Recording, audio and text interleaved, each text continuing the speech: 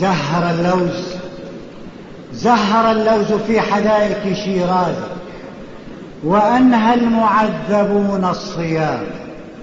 ها هم الفرس قد أطاحوا بكسرى، ها هم الفرس قد أطاحوا بكسرى بعد قهر، وزلزلوا الأصنام. شيعة سنة جياع عطاش، كسروا قيدهم وفكوا اللجام. شاه مصر يبكي على شاه إيران، فأسواه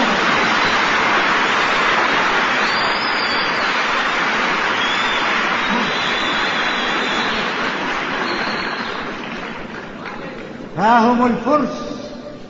هم الفرس قد أطاحوا بكسرى بعد قهر، وزلزلوا الأصنام.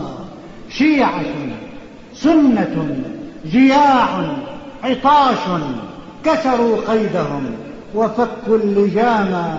شاه مصر يبكي على شاه إيران، فأسوان ملجأ لليتامى. والخميني